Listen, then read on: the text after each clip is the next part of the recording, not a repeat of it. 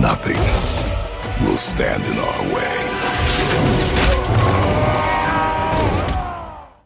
The world of God of War is finally getting its long-awaited live-action television adaptation, and I can't explain just how thrilled I am about it.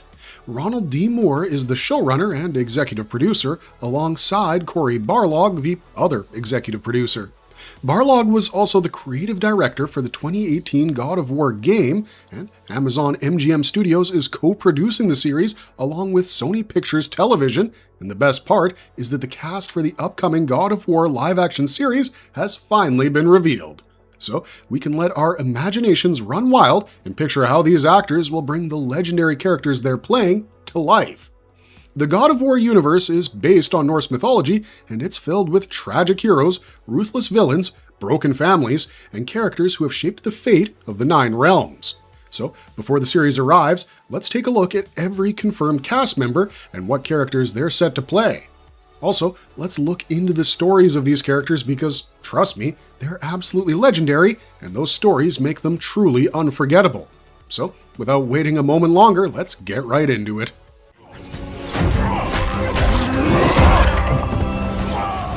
Kratos. Kratos is the only character whose casting is still underway because after the previous actor, Ryan Hurst, suffered a bicep injury while performing a stunt on set, the makers decided to recast the role, even though it meant reshooting the approximately 4 episodes that had already been filmed with Hurst. Right now, we're all dying to know who will become Kratos because casting a huge mighty warrior like this guy isn't an easy task. His demeanor will speak to the life he's lived. Born as a Spartan, the demigod son of Zeus and Callisto. Being the unsparing captain of the Spartan army, he's fought countless dangerous battles for his homeland, but the barbarians pushed him to his life's end and left him with no other choice but to make a fateful deal with Ares, the god of war, which led to Kratos committing unimaginable horrific deeds in Ares' name. And the worst part of it was that Ares tricked Kratos into killing his own wife and child. In pain, Kratos wears their ashes on his skin, giving him his pale appearance. In the games, he sought redemption and eventually defeated Ares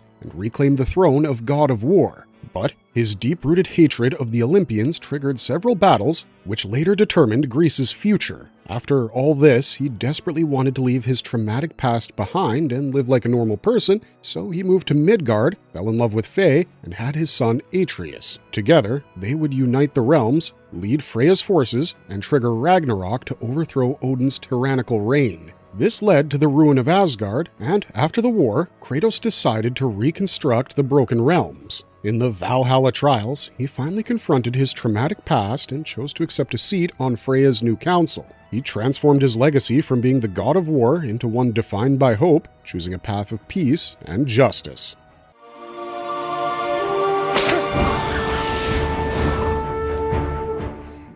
Atreus. Atreus is going to be played by American child actor Callum Vinson, who is also the heart of the story. He'll be shown as Kratos and Faye's 10-year-old son. His mother, Faye, raised him mostly by herself amidst the wilderness. But when this little boy lost his mother, he was left alone with his cold and distant father, who practically felt like a stranger. Atreus barely knew anything about his father, but he went along with him to spread his mother's ashes on top of the highest peak among all the 9 realms. Atreus is the soul of this story because, during the journey, he will ultimately bring back the softness and humanity in Kratos. It's beautiful to see how this father-son relationship builds up during the journey, where Kratos teaches Atreus how to survive as a god, and, in return, Atreus teaches his father how to be a person again. Showrunner Ronald D. Moore has confirmed, the emotional core of the story is this father and son journey. Eventually, when he reaches Jotunheim to spread the ashes of his mother, he learns she was a Jotun and she actually wanted to name him Loki at birth. Later, he sets out to fight alongside his father. Before the war began, Atreus went to Asgard under a truce to help Odin assemble and translate a mask that was capable of unlocking infinite knowledge, and he did so because Odin manipulated him into believing it was necessary to prevent a catastrophic war.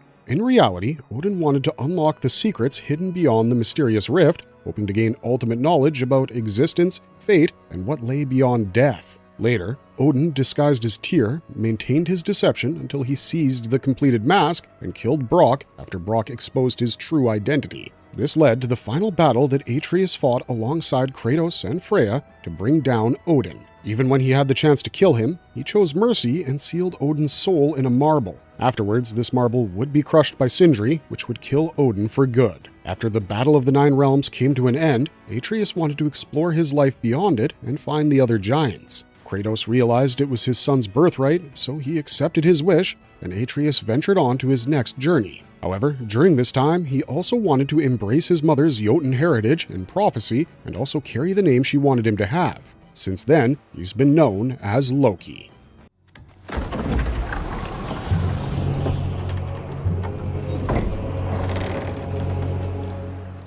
Odin. The role of Odin is in the hands of Mandy Patinkin. Yup, the same guy who played Inigo Montoya in The Princess Bride and Saul Berenson from Homeland. Odin's story began when he and his brothers killed Ymir and then used his body to shape much of creation before Odin crowned himself the king of the Aesir. He also claimed the title Allfather and then proceeded to unite the Nine Realms under Asgard. But soon, everything changed when he learned of a prophecy that predicted his death. You can imagine what happened after that. Odin was totally consumed with paranoia from that moment on, and he became a power-hungry individual who was determined to control everything, including his destiny. Seriously, there's no end to the awful deeds he committed to stay in power. He stole forbidden knowledge, manipulated kingdoms, wiped out anyone who knew about his fate, and even cursed his own wife Freya when she stood against him. In Ragnarok, he played the role of a manipulator, forgetting he was a warrior. Not just that, he disguised himself as Tyr to deceive everyone. He killed Brok, and his hands were even stained with the blood of his own son,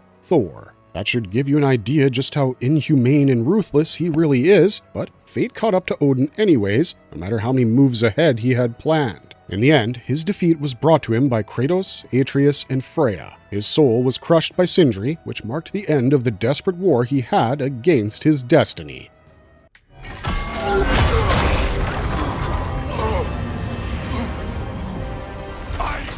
Thor.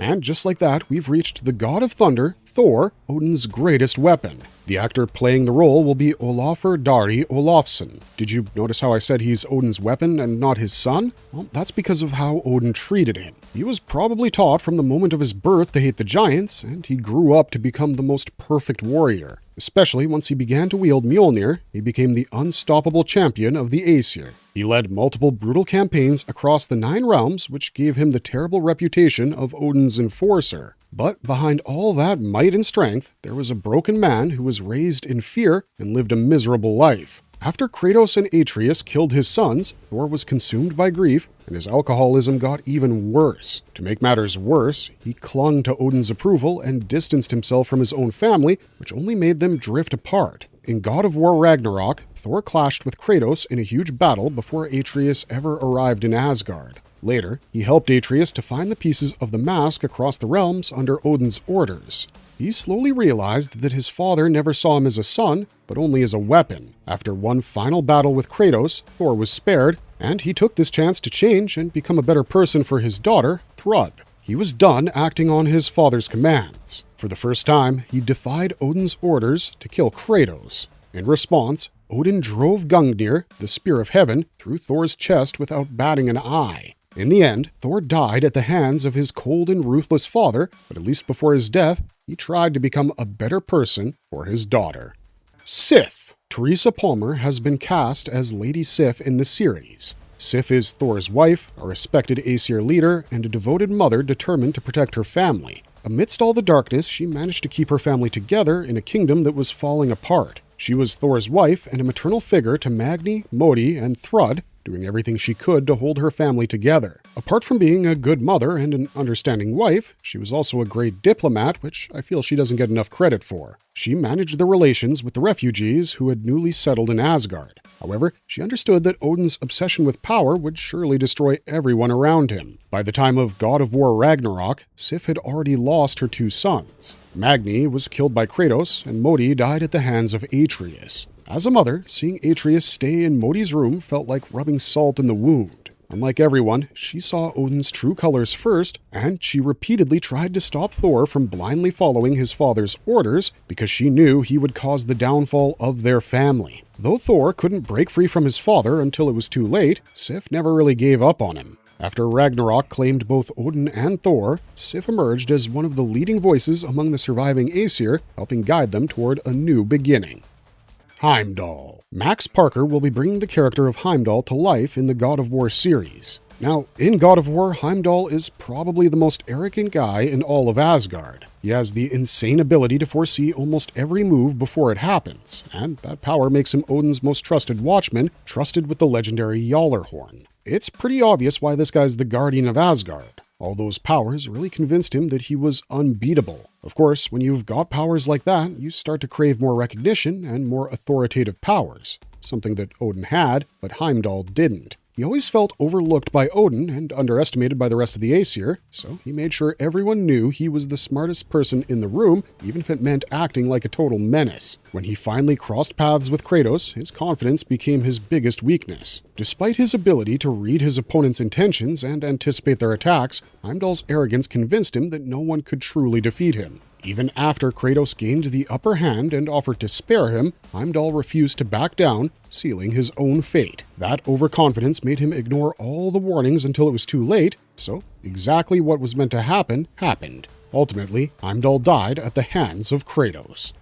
Baldur. Ed Skrein is set to play Baldur in the upcoming series, and trust me, he's got the role of one of the most tragic villains in the entire God of War saga. Baldur is Odin's other son who was cursed with invulnerability. This meant he was stripped of the ability to physically feel anything, including pain, but also pleasure, warmth, or touch. Trapped in that empty existence, he became consumed with rage and desperation, turning him into a cunning and brutal fighter. He was basically a living, empty vessel filled with an insatiable amount of rage. Odin used Baldur's desperate desire to break his curse to manipulate him, and used him as a tracking hound to find a way into Jotunheim. He sent him to Midgard to find the last giant guardian who could break his curse, but he mistook Kratos for the guardian and demanded aggressively to reverse his curse. Kratos wanted him gone to protect Atreus, but that misunderstanding caused a brutal fight for which Baldur got his neck snapped by Kratos. However, because of his invulnerability curse, he still didn't die. Even with a broken neck, he relentlessly hunted Kratos and Atreus. Eventually, Freya's mistletoe arrow pierced Baldur's hand, which broke the curse, but even by breaking the curse, he didn't find the piece he was searching for. Instead, he succumbed to the pain that was denied him for so long. Kratos spared him once, but Baldur didn't learn from that, so when he attempted to kill his own mother, Freya, out of hatred, Kratos snapped his neck again, and this time for good. But his death wasn't the end of his suffering, it marked the beginning of Fimbulwinter, the long winter that preceded Ragnarok. I will rain down every agony, every... Freya. We'll get to see Sonya Walger portray Freya in the series. She'll be playing the goddess of love, war, and magic, who was once Odin's wife and the devoted mother of Baldur. Her marriage to Odin occurred in order to call a truce in the war between the Aesir and Vanir gods.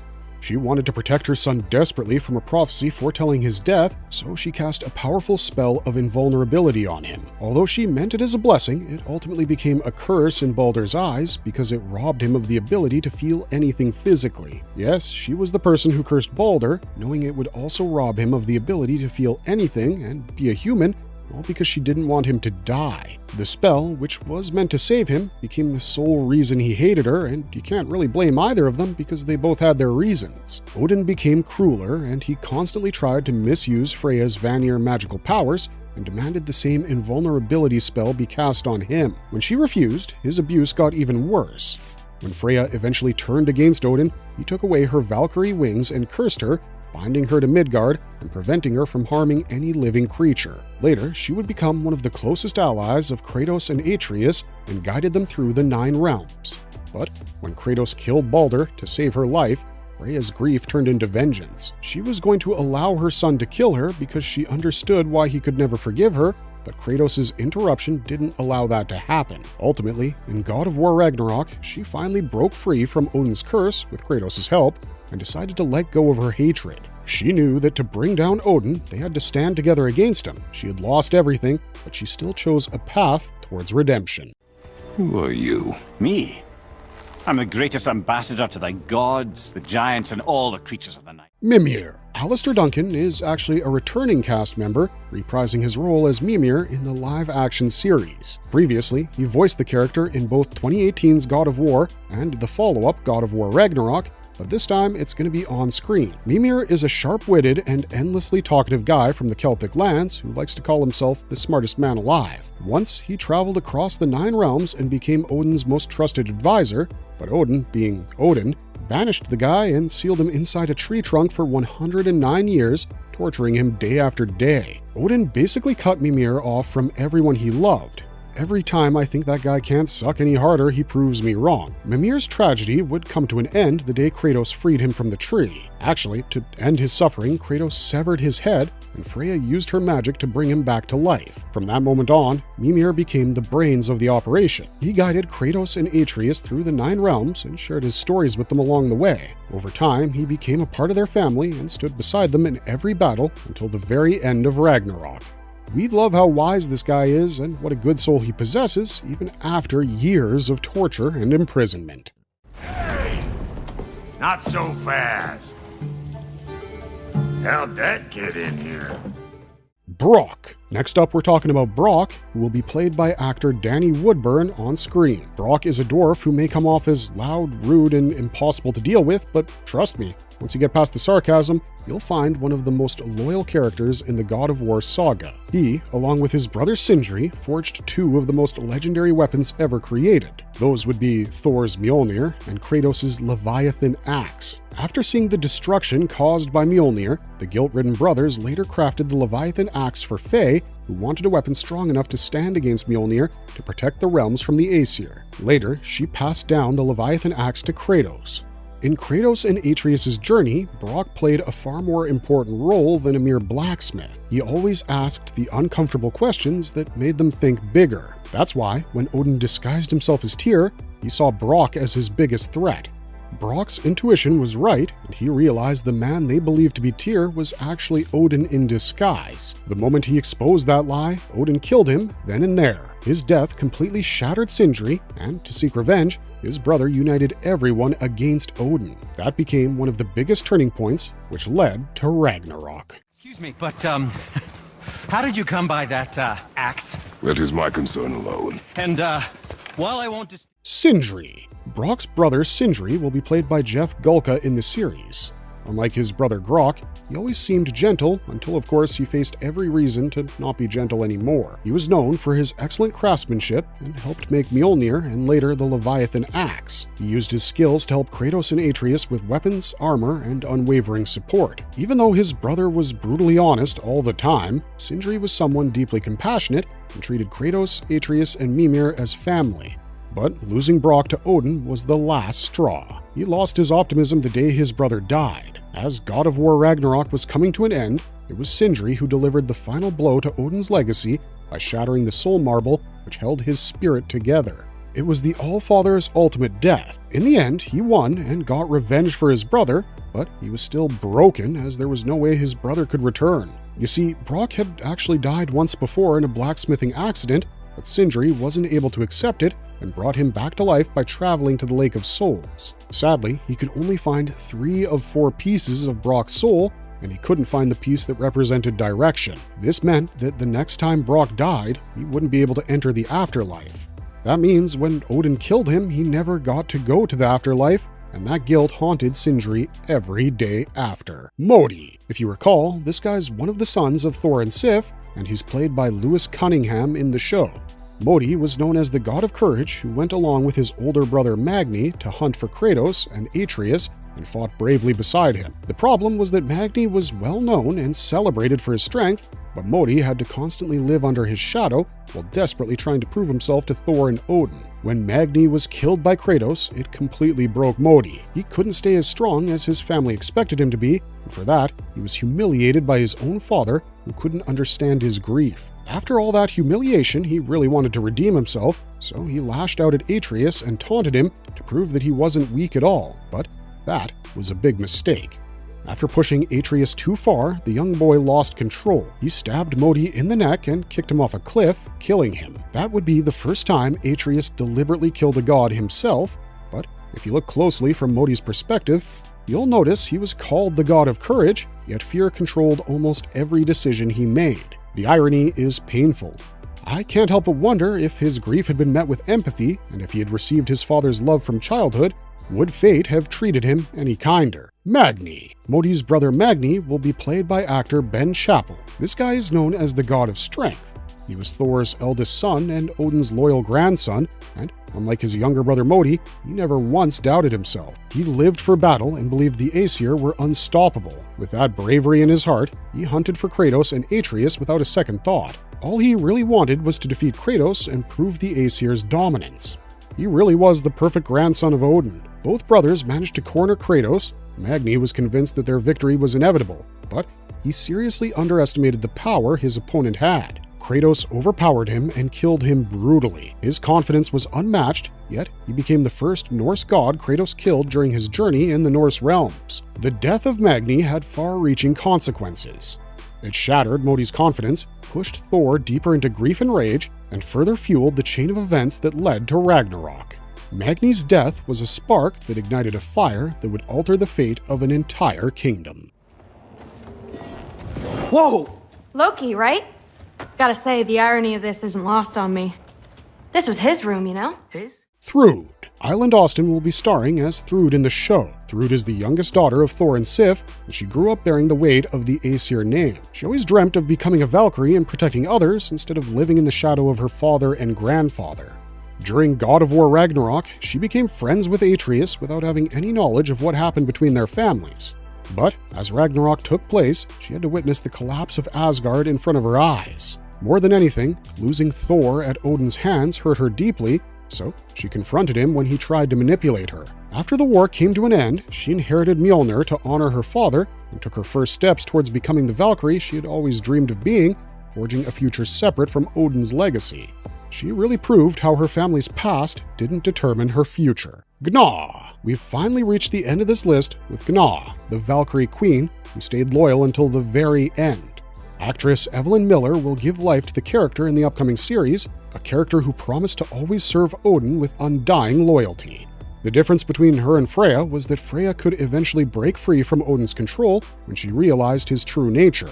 On the other hand, Gná believed it was her duty to serve Asgard and stand by Odin, even when Ragnarok brought the kingdom to its knees. Even after his death, Gná refused to abandon her loyalty. In an optional battle after Ragnarok, Freya and Kratos ultimately defeat her. She was determined till the end to honor the king she had sworn to protect. In the end, Freya and Kratos defeated the Valkyrie Queen, but until her very last breath, she remained true to the oath she had sworn. And with that, we've reached the end of this video. Let us know in the comments down below which character you're the most excited to see on screen. And if you like this video, don't forget to leave us a like and a subscribe because it really helps us bring you more of them. Otherwise, thanks for watching, stay safe out there, and we'll see you next time.